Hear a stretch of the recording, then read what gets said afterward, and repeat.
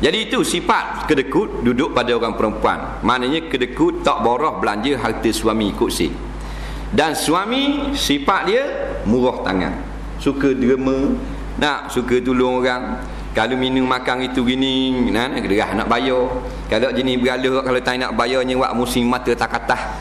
Nyewak tengok tak belakang, tengok orang lain waktu tubik piti. Dia pun keling orang tubik atas meja, beres. Duk main gitu saja. Ada jenis gini. Nampak? Ada juga. Kalau dia masuk dulu kada orang gigi, bayar dulu. Roti canang air RM1.50. Dak akan bayar dulu. Kira ramai yang makan kena bayar, dak mampu saja 3 riyal. Dia kira gitu. Jangan main 3 riyal dah kalau nak tahu dak pergi Mekah. Jadi jenis gitu.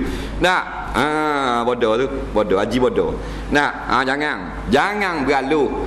Jangan kedekut. Walaupun sebutir kurma kita beri kepada orang, ibadah hak dia buat orang tu dengan sebab dia makan tu jadi darah daging kita, boleh kita attack.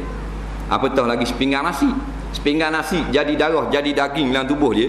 Dia semayang 2 rakaat siapa juga kita, padahal kita duduk semayang tak semayang pun, tapi dia makan jadi daging jadi darah jadi tulang tu, kita belanja dia.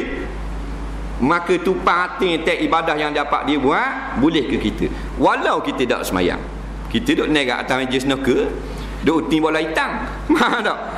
Tapi oleh kerana kita beri makan ke dia, dak jadi darah jadi daging, dia ibadah dapat sedikit sebanyak pada itu. Orang pandai orang dulu-dulu. Ini saham yang paling menguntungkan. Ni dok.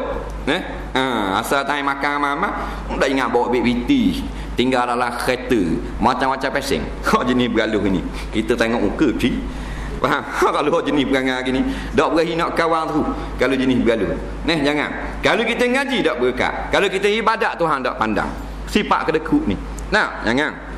Sifat kedekut sebenarnya syarrul lahum, Tuhan kata dalam Quran. Ada sifat yang buruk yang balik keburukan itu kepada kita sendiri.